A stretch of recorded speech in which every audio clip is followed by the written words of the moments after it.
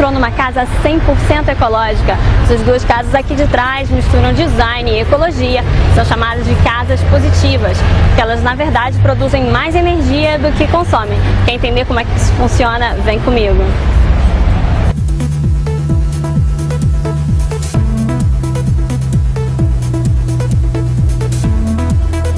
Donc l'idée c'est de montrer qu'on peut allier écologie et design. La maison, quand on la voit, on observe 3 espaces distincts.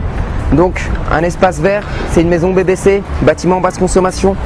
Il faut savoir que sa consommation elle est inférieure à 50 kWh par mètre carré par an. La maison rose, c'est une maison à énergie positive. Elle produit plus d'énergie qu'elle n'en consomme. Et après, il y a combien de maisons comme celle-là? Il y en a une seule. Il y en a une seule. Moi, celle-là, c'est la seule maison qui est comme celle-là. D'accord. Ouais. Qu'est-ce qui change dans une salle de bain écologique? Alors, déjà, on va utiliser donc des matériaux qui, donc, par exemple pour celui-ci, qui est 100% recyclable.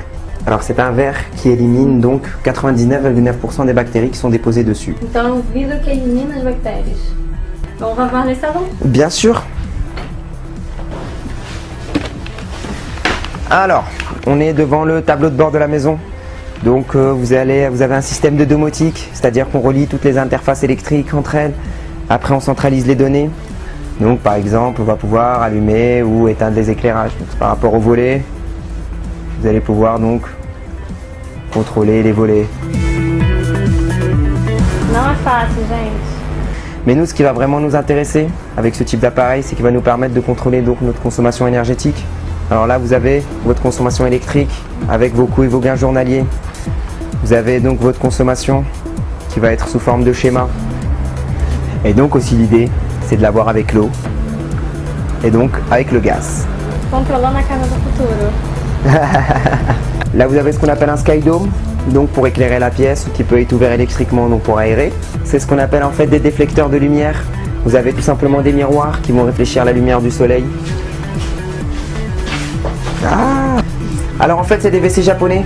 Je ne sais pas si vous êtes familier avec le concept. Vous voyez donc vous avez une petite tige qui sort donc pour nettoyer la personne. Donc à partir de la télécommande vous allez contrôler la position du jet, la pression de l'eau, la température.